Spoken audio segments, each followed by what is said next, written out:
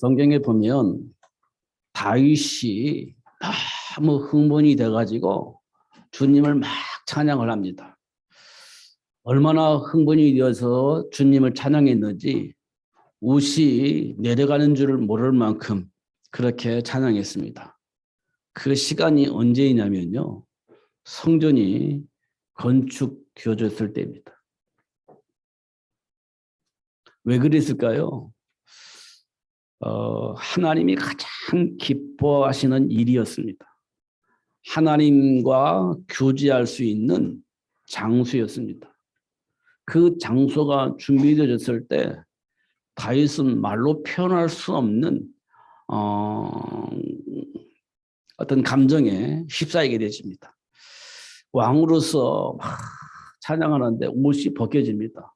그래도 상관하지 않았어요. 하나님과의 관계가 회복되어지는 그 시간, 다윗이 그렇게 소원했던 그 축복의 시간표가 오는 것입니다. 그런데 어느 날부터 그것이 사라집니다. 왜 그럴까? 그게 왜곡하는 사단에게 왜곡을 당해서 그렇습니다. 형식만 남아 있었기 때문에 그렇습니다. 그래서 예루살렘 성전을 예수님이 보시고 독사의 서굴이라고 얘기를 했습니다. 언제는 성전을 지으면서 막 하나님께 영광 돌리면 최고의 축복의 시간을 보냈는데 예루살렘 성전을 향해서는 독사의 서굴이라고 얘기를 합니다. 중요한 건 겉에 갖춰져 있는 성전이 중요하지 않습니다. 중요한 것은 하나님과의 관계를 회복할 수 있는 성전이 되어져야 된다는 겁니다. 예루살렘 성전을 왜 파괴시켰을까요? 하나님이 기뻐하시지 않는, 오히려 하나님을 대적하게 만드는 성전이 되어졌기 때문에 그렇습니다. 그리고 자세히 보면요, 성경에 예루살렘 교회에 5,000명이 회개했다는 내용이 나와 있고 그 다음부터요, 성전이 있다라고 얘기를 했는데 몇 명이 어떻게 모였는지 내용이 없어요. 빌립보 교회가 몇 명 모였을까요? 없습니다. 데살로니가 교회가 몇 명 모였을까요? 없습니다. 어떻게 화려하게 만들어졌을까요? 내용이 없어요. 고린도 교회는요? 없습니다. 로마 교회는요? 없어요. 어떻게 화려하게 되었는지, 어떤 사람들이 모여졌는지 그 내용이 없어요. 몇 명이 모였는지 그 내용이 없어요. 근데 놀라운 것은 그들이 현장을 장악을 했다는 겁니다. 아니, 현장을 회복했다는 거예요. 그럼 그들이 모인 교회는 어떤 교회였고 모여있는 사람들은 어떤 사람이었냐? 영적 사실을 사실로 아는 사람들이었습니다. 예수님께서도 두세 사람이 내 이름으로 모인 곳에 내가 그들과 함께 할 것이다 라고 얘기를 했습니다. 예수님을 아는 사람들이 모인 그 교회가 그 현장을 저주와 재앙에서 살려낸 겁니다. 빌립보 교회에 몇 명이 모였는지 모르겠어요. 데살로니가 교회가 어떤 형태로 어떻게 자리 잡고 있었는지, 누가 모였는지 모르겠습니다. 그러나 그 지역을 살리는 교회가 되었습니다. 로마 복음화, 저는 수많은 사람들이 모여서 화려한 장소에서 화려하게 예배를 드리는, 그것도 하나님의 영광 받으실지 모르겠지만 현장 곳곳에서 하나님이 원하시는 그 일을 할 수 있는 교회를 하나님이 기뻐하실 것이다, 이렇게 보여집니다. 만약에 예루살렘 교회처럼 화려하게 지어서 많은 사람들이 모여서 예배를 함으로 인하여서 현장이 정복되어지고 세계가 복음화될 거라면 그런 내용들이 성경에 많이 기록되어 있었을 겁니다. 근데 성경에 교회를 만드시고 세우시고 그 교회들을 통해서 세계가 복음화될 수 있도록 하시겠다고 약속을 하셨는데 교회 형태도 나타나지 않고 몇 명이 모였는지도 나타나지 않습니다. 하나님이 원하시는 그 일을 아는 사람들로 모여서 교회가 되어졌고 그 교회들을 통해서 그 지역을 복음으로 바꿨다는 내용만 있습니다. 그런데 그들이 핍박을 당했어요. 왜 그랬을까요? 힘이 없어요. 왜 핍박을 당했어요? 세상에 배경이 없어요. 그러니 무시할 수도 있고 핍박할 수도 있었던 겁니다. 그게 세계를 복음하고 로마를 복음할 수 있는 교회 모습이었습니다. 무시를 당할 수 있는 사람들이 모였었던 겁니다. 배경이 없었으니까 마음대로 해도 괜찮았어요. 그래서 수많은 핍박이 있었습니다. 그럼에도 불구하고 그들이 저주와 재앙 속에 있는 그 사람들을 살려내는 일을 했습니다. 어떻게 했을까요? 그리스도 예수 안에 있는 축복을 통해서 사단의 일을 멸하신 그리스도의 배경을 통해서 그렇게 되어졌다고 저는 믿습니다. 그 일을 위해서 하나님이 저와 여러분을 불러서 세우신 줄 믿습니다. 그 사실을 우리는 알아야 돼요. 그러니까 세상 사람들이 가지고 있는 기준으로 보면 우리는 한없이 무기력하고 배경이 없으니 공격을 당해도 할 말이 없습니다. 그러나 우리에게는 세상 신인 사단, 세상의 임금인 사단을 멸하신 예수님이 우리 배경이 되어졌으니 그 배경으로 세상을 살릴 수 있고 저주와 재앙 속에 있는 사람들을 살려낼 수 있는 축복을 가지고 있다는 겁니다. 그 축복을 누리면 얼마든지 세상을 살릴 수 있고 현장의 사람들을 살려낼 수 있습니다. 이걸 우리가 아느냐 모르느냐는 겁니다. 알면 되어지게 돼 있습니다. 되어지게 돼 있는 거예요. 그런데 우리가 세상 문화 속에서 살다 보니 세상의 기준이 내 안에 기준이 되어져서 하나님이 주신 축복을 모르게 된 겁니다. 그 축복을 누릴 수가 없는 거예요. 일단 살아야 되고 성공을 해야 되니까 그들 문화 속에 빨려 들어가는 겁니다. 내 안에 있는 배경을 모르니 그렇게 되어지는 겁니다. 만약에 요셉이 오히려 팔려나갔을 때 살아남기 위해서는 어떻게 해야 되겠습니까? 감옥에 갔을 때 살아남기 위해서는 어떻게 해야 되겠습니까? 다니엘과 세 친구들이 포로로 잡혀갔습니다. 살아남으려면 어떻게 해야 되겠습니까? 우리가 삶 속에서 어떻게 해야 될 것인가에 대한 질문을 만났을 때 요셉처럼 그렇게 선택을 하지 않을 가능성이 우리에게 많습니다. 다니엘과 세 친구들처럼 그런 선택을 할 수 있는 가능성이 우리에게는 상당히 많이 적습니다. 왜냐하면 우리 삶의 현장에서 우리가 삶이 어떻게 살아야 되는지 나름대로 나도 모르게 내 안에 뿌리 내려 있기 때문에 그런 선택하기가 쉽지는 않습니다. 그게 우리들이 가지고 있는 본질이 마음입니다. 본질이 감정이에요. 일단 살아남아야 돼요. 그러려면 우리는 어떻게 해야 되는지에 대해서 나도 모르게 무의식 속에 뿌리 내려져 있습니다. 그래서 그런 선택을 할 수밖에 없는 겁니다. 아브라함이 그런 선택을 한 이유입니다. 복의 근원으로 부름받았지만 죽을 것 같은 생각이 드니까 살아야 되겠어요. 그러니 그런 선택을 할 수밖에 없었던 겁니다. 그것이 우리 안에 그냥 그대로 뿌리 내려져 있는 겁니다. 일단 살아남아야 돼요. 그게 지혜로운 거라고 생각을 하는 겁니다. 그게 현명한 선택이라고 생각을 하는 겁니다. 그것이 내 안에 뿌리 내려져 있는 겁니다. 그래서 나도 모르게 그런 상황이 되어지면 그런 선택을 해버리고 마는 겁니다. 우리는 왜 그런 뿌리가 내 안에 내려져 있고 왜 그런 선택을 할 수밖에 없었는지 아는 자들입니다. 그걸 알아요, 우리가. 그냥 배웠기 때문에. 모르는 게 아닙니다. 그런데 그게 내 안에 답으로 뿌리 내리지 않았으니 현장에서 위기만 나면 내 안에 뿌리 내려져 있는 그것을 가지고 선택을 하는 겁니다. 아브라함이 그랬어요. 베드로가 그랬습니다. 우리는요, 똑같습니다. 성경을 통해서 답을 얻을 수 있는 겁니다. 다른 데서는 그 말 안 하지 그렇게 말을 하지 않죠. 아브라함이 선택한 것이 현명한 선택이라고 사람들은 말합니다. 세상은 그 기준을 가지고 선택을 하라고 말합니다. 근데 성경은 그거는 틀린 것이고 망하는 길이라고 얘기를 하고 있는 겁니다. 우리는 어떤 선택을 하겠습니까?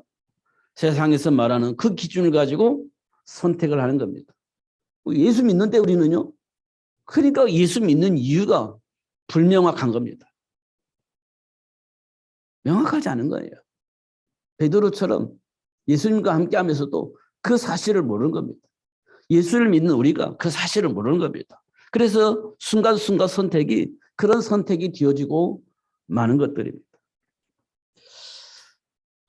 저는 성경을 많이는 안 봤지만 봤어요.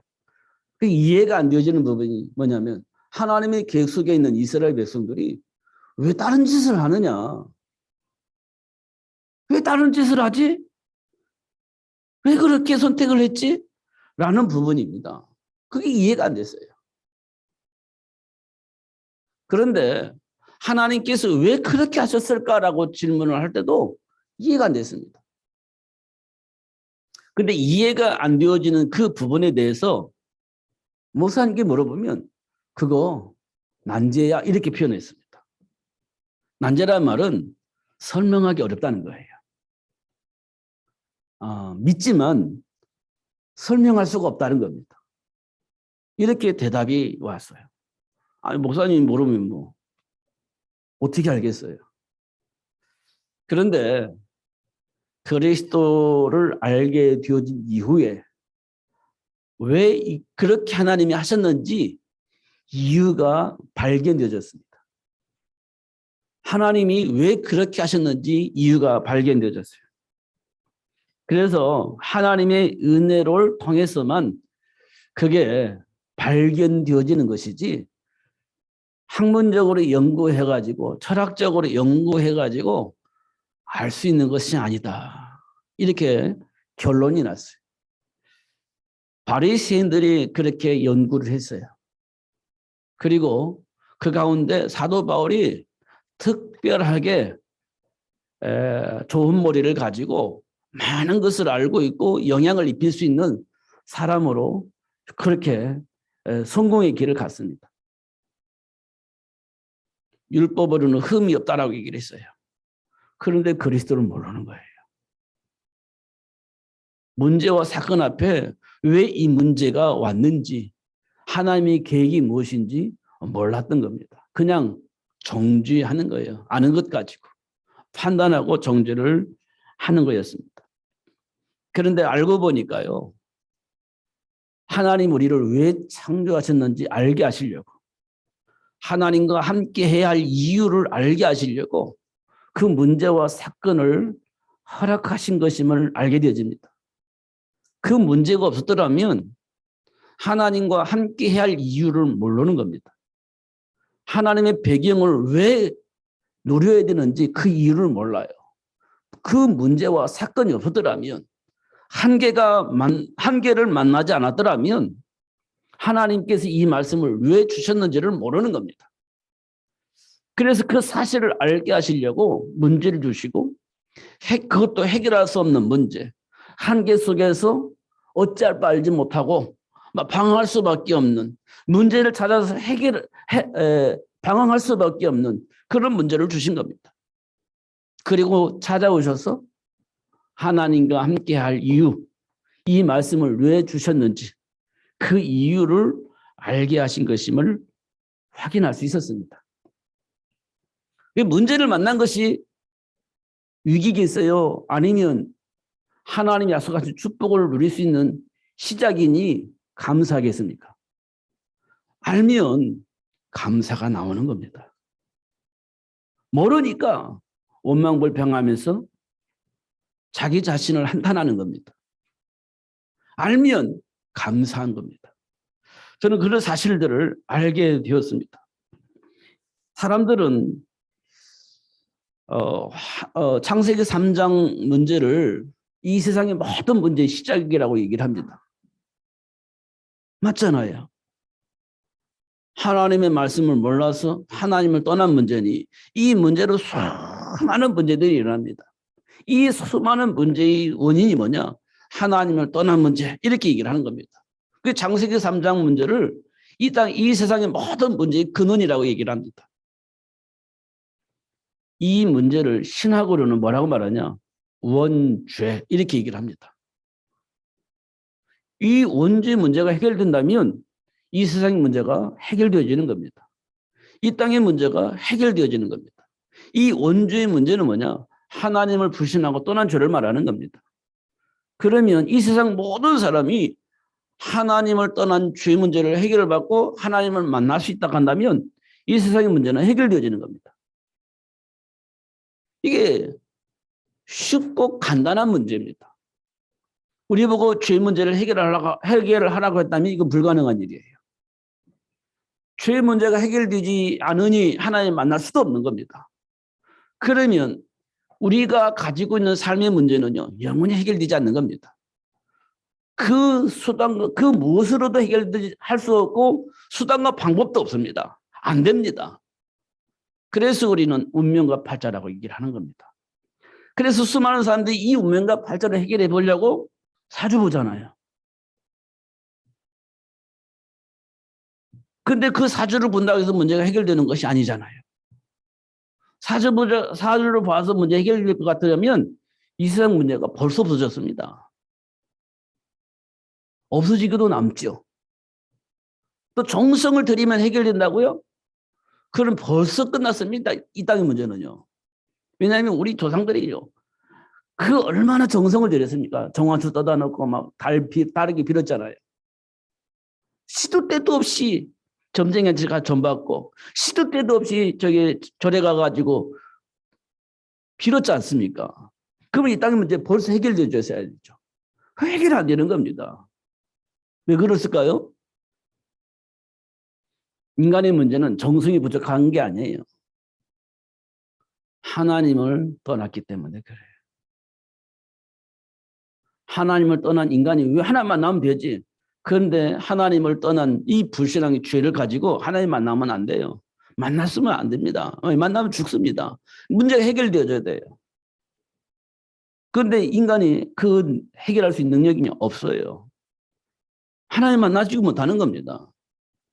그런데 저주와 재앙 같은 문제는 오니 그것이 팔자라고 하니 사주를 통해서 그 문제를 해결하려고 하는 겁니다.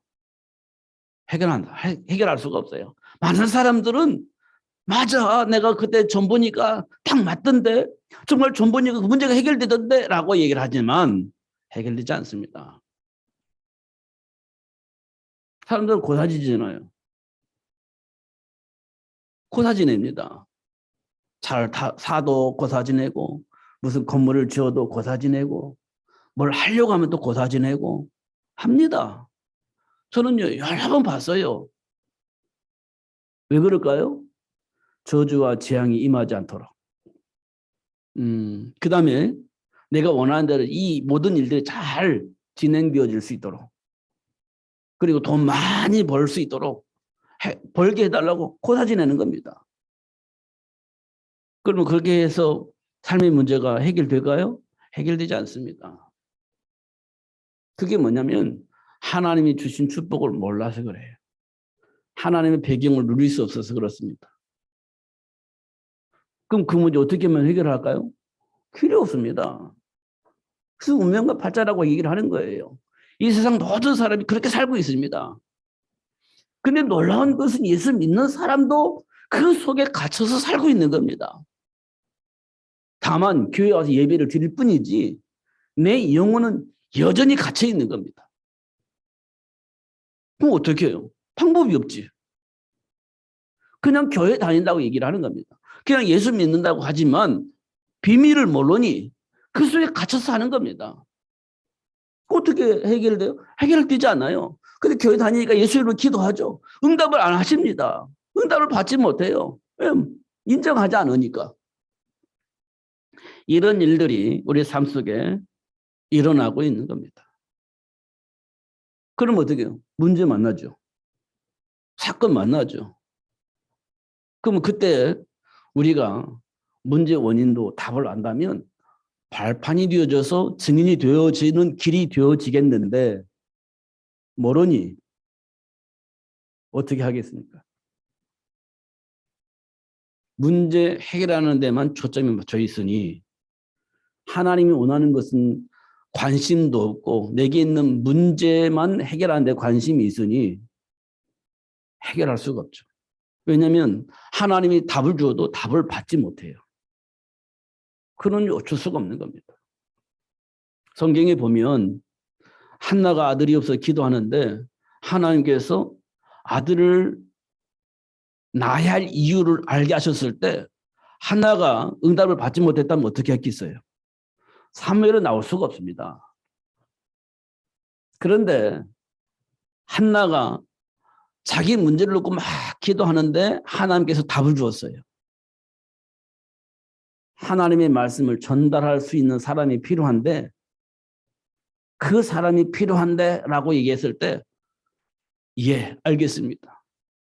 하나님이 나에게 아들을 준다면 하나님이 원하는 그 일을 할 수 있도록 하나님께 드리겠습니다. 이렇게 반응을 하는 거예요. 그게 응답이거든요.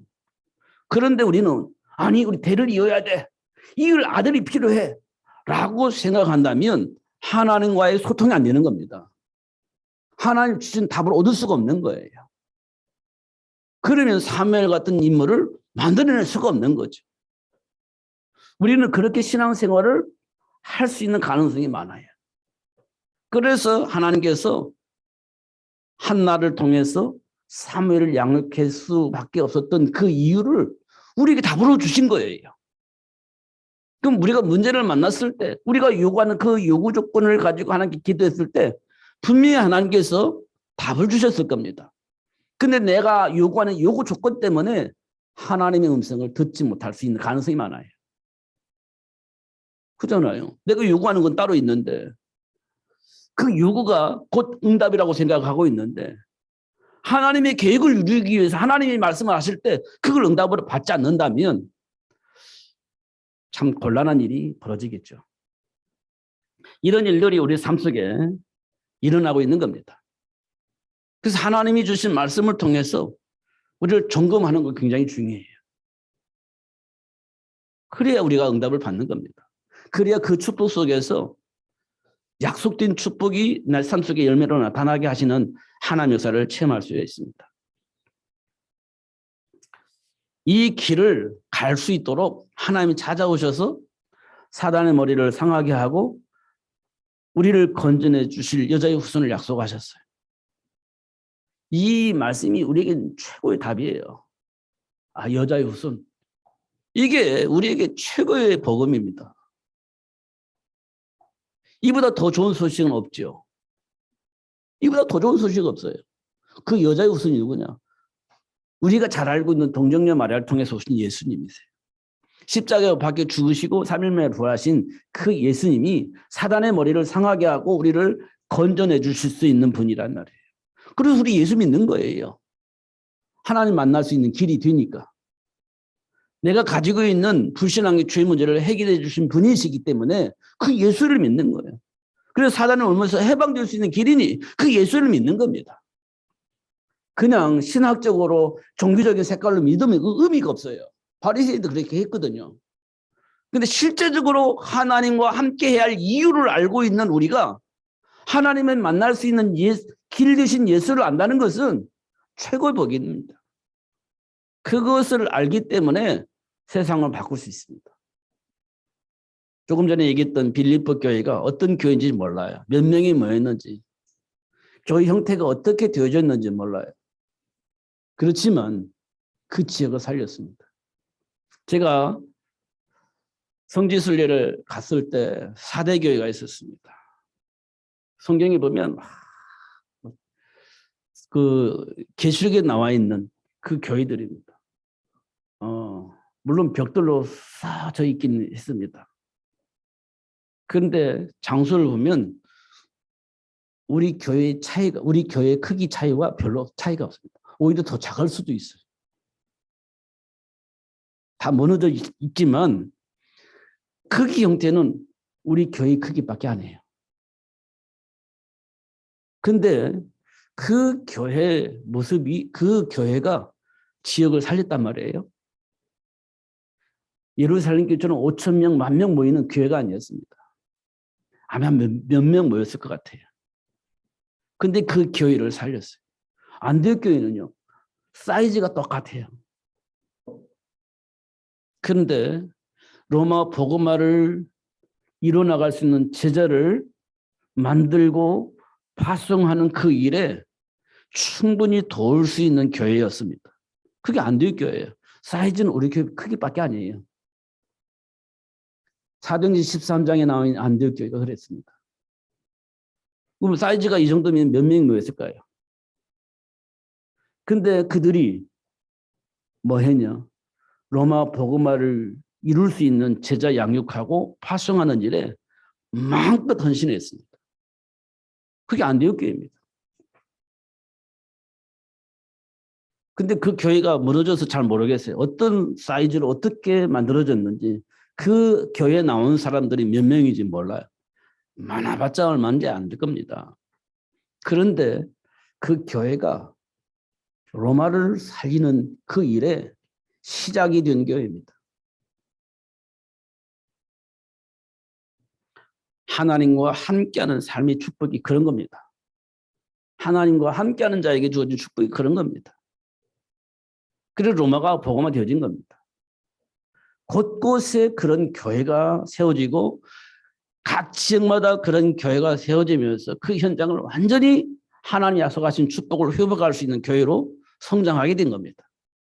막 화려하게 큰 교회 만들고 몇천 명, 몇만 명 모이는 그런 교회가 아니었다는 겁니다.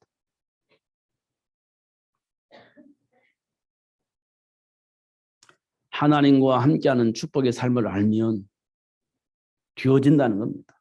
하나님이 역사하시면 뒤어진다는 겁니다. 그런 제자가 필요하고 그런 시스템이 필요하다는 겁니다. 지금은 각 현장에 사람들이 가 있습니다. 하나님이 계획 가지고 그 현장을 살리기 위해서 파송된 사람, 근데 그런 의지를 가지고 있질 않아요. 그냥 돈 벌기 위해서 갔다라고 생각하는 겁니다. 그런데 확인해 보세요. 그 직장에 수많은 사람들이 어떤 생각을 가지고 살고 있는가?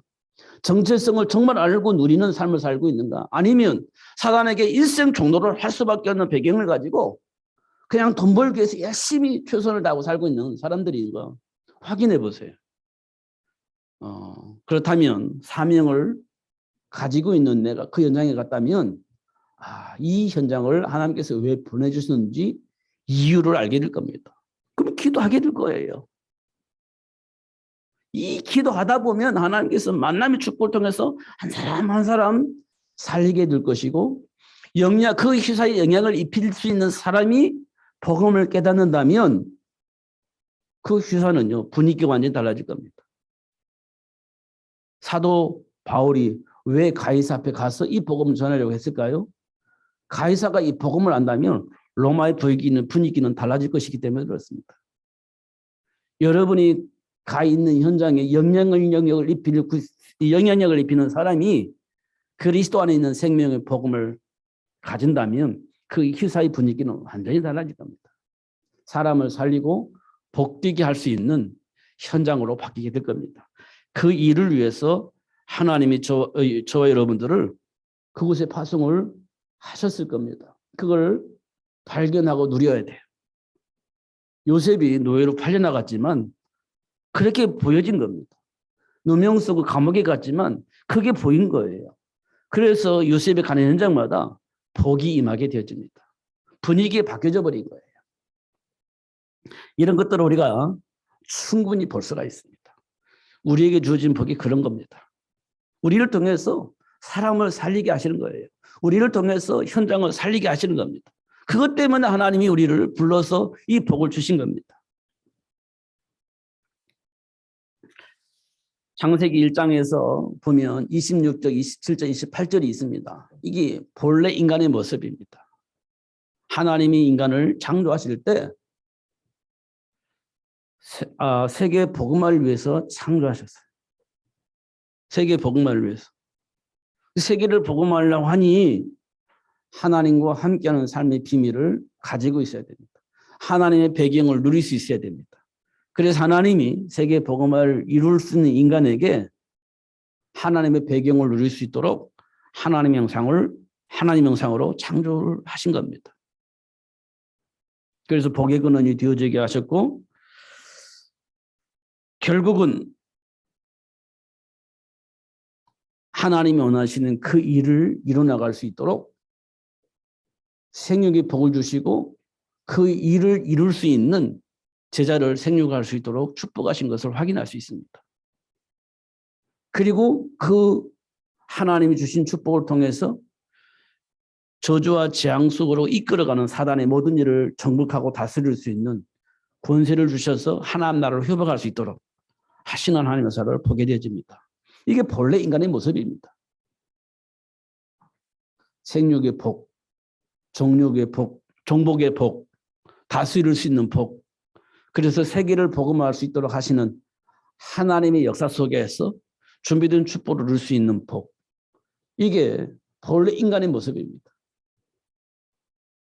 다시 말하면 삶의 현장에 문제를 만날 수 있는데 그 문제를 정복하고 다스릴 수 있도록 하나님 인간을 창조하셨다는 거예요. 이게 삶 속에서 만난 문제는 문제가 아니고 하나님 주신 권세를 가지고 그 문제를 정복하고 다스리면서 하나님이 약속하신 축복을 누릴 수 있도록 현장을 바꿔버리는 겁니다. 이게 본래 인간에게 주신 축복이에요.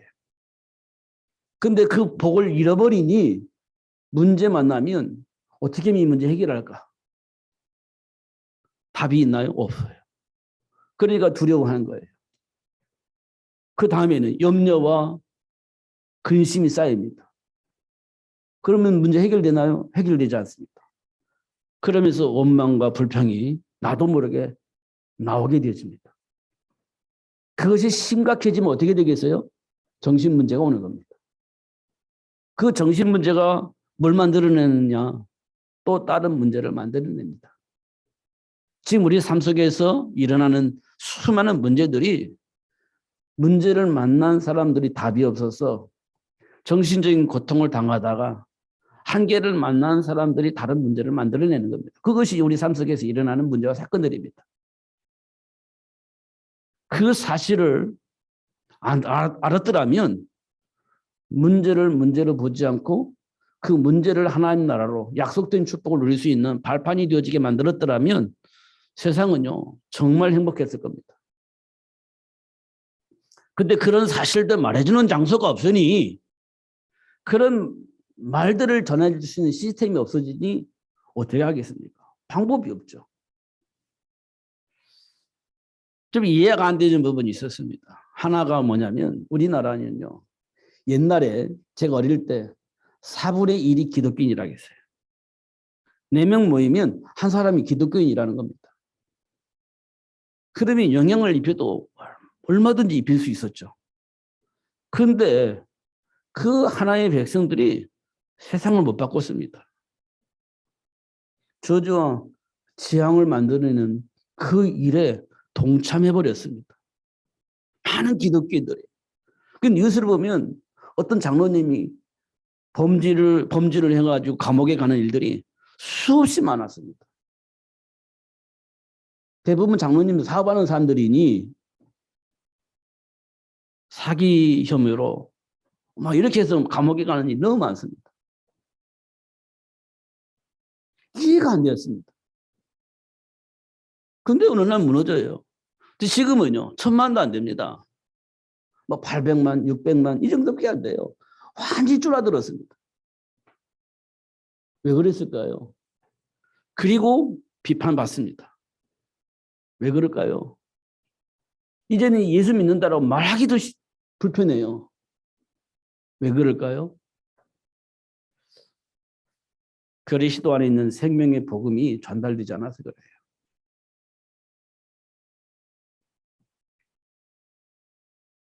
이런 시대에 지금 우리가 살고 있는 겁니다. 그런 영향 속에 있는 우리가 지금 예수 그리스도 안에 있는 축복을 발견하고 그 안에 들어오게 되어진 겁니다.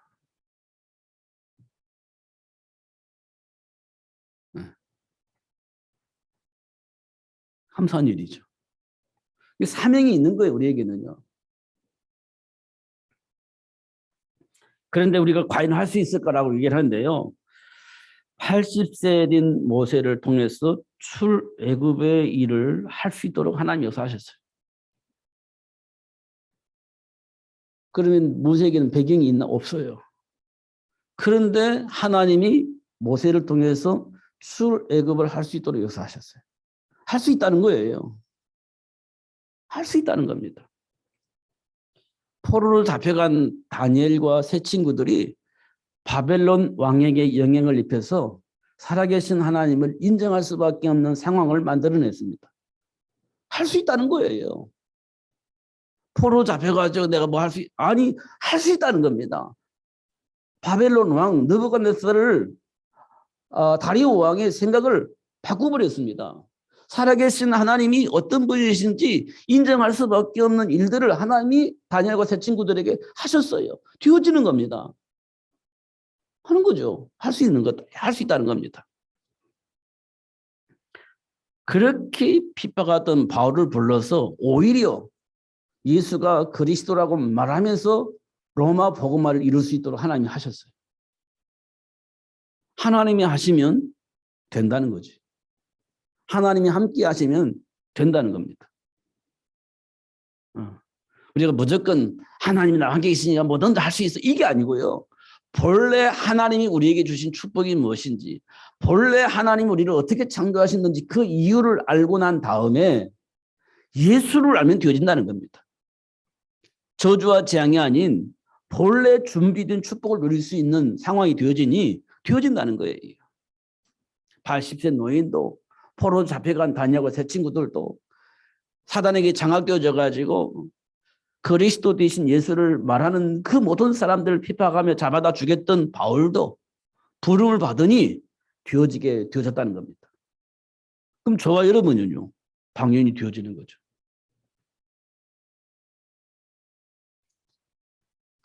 중요한 것은 하나님 주신 언약을 알면 사단의 속임수를 알게 된다는 겁니다. 언약을 알면 사단의 속임수가 보이는 겁니다. 선악과를 먹으면 하나님과 같이 될 수 있다? 하나님이 주신 언약을 통해서 보면 이게 사단의 속임수지.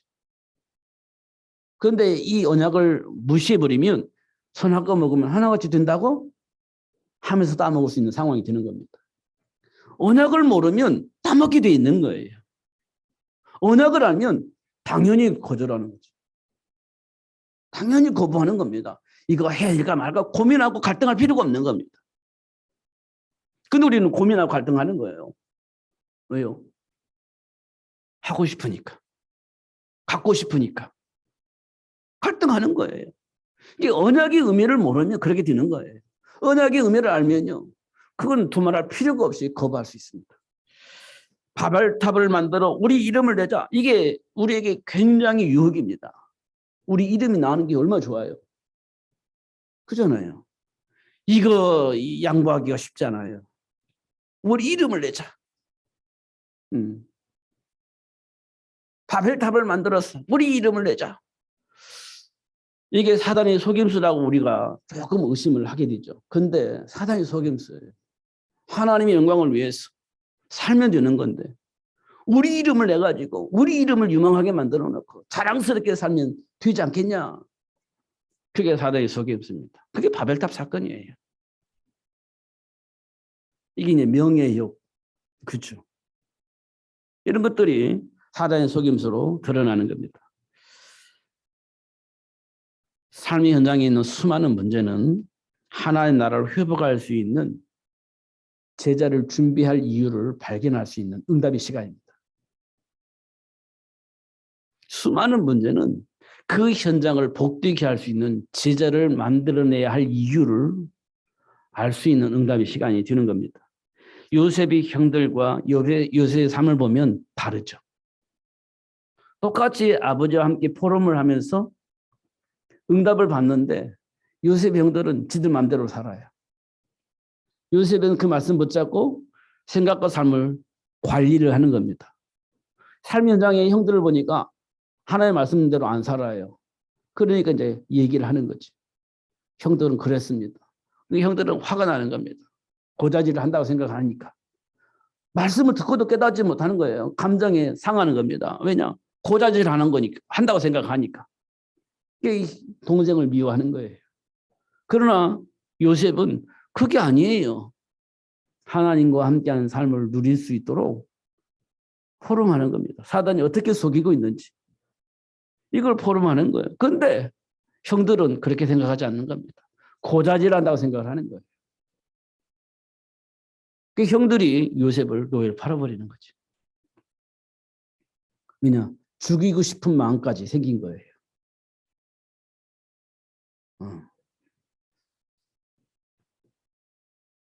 엘리 제사장의 아들들과 사무엘의 삶을 보면 엘리 제사장은요, 하나님께 예배하면서 하나님의 말씀을 전달할 수 있는 아주 중요한 직분을 가지고 있는 사람이에요.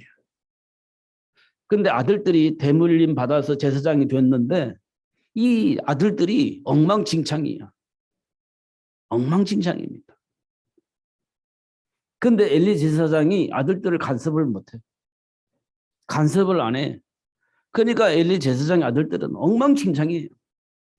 백성들은 어떻게 되겠습니까? 엉망진창이 되는 거예요.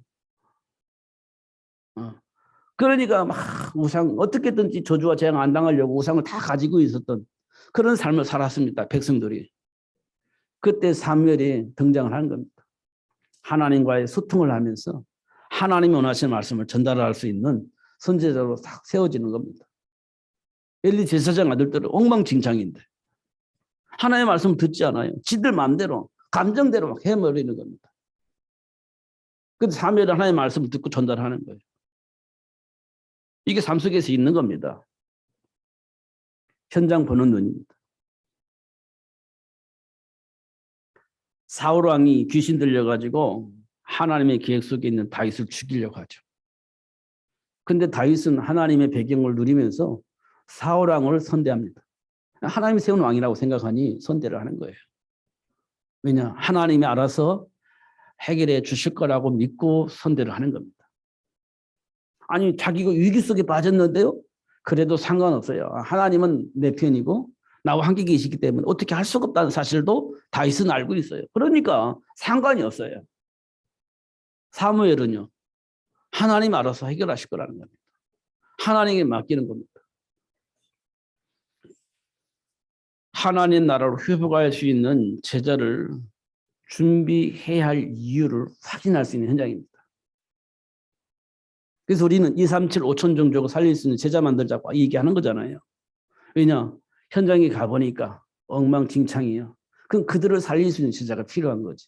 그래서 237 나라 살릴 수 있는 제자 만들자고 하는 겁니다. 5천 종족을 살릴 수 있는 제자 만들자고 하는 거예요. 그래서 우리가 세계 복음화를 위해서 1천만 제자 만들자 이렇게 얘기를 하는데요. 말은 하는데 관심이 없는 겁니다. 기도도 하는데 관심이 없는 거예요. 이유를 모르니 그렇게 되어지는 겁니다.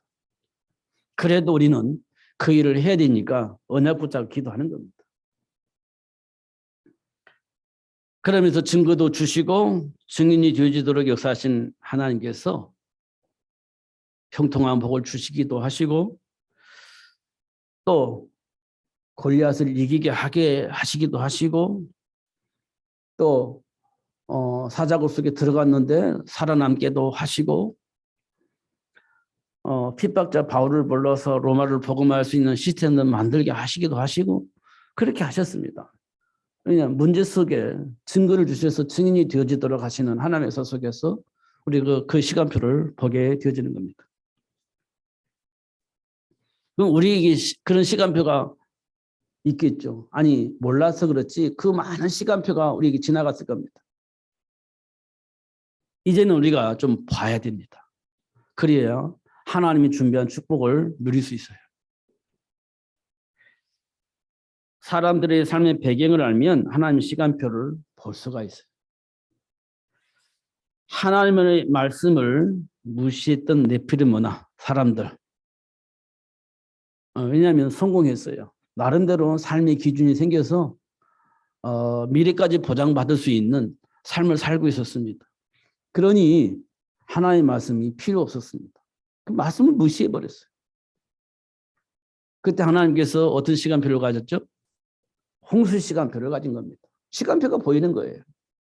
아, 이런 때 이렇게 하나님이 역사하셨구나. 소돔과 고모라 사람들도 하나님의 말씀을 듣고도 받아들이지 않았어요.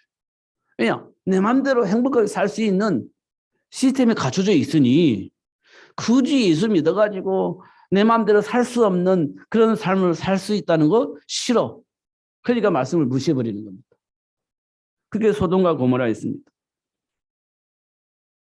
말씀을 거부해서 말씀을 들으니 이건 해야 되고 이건 하지 말아야 돼. 이렇게 규모를 갖추고 살아야 되니 내 마음대로 살 수가 없잖아요. 그러니까 말씀을 거부해버리는 겁니다. 그게 소돔과 고모라였어요.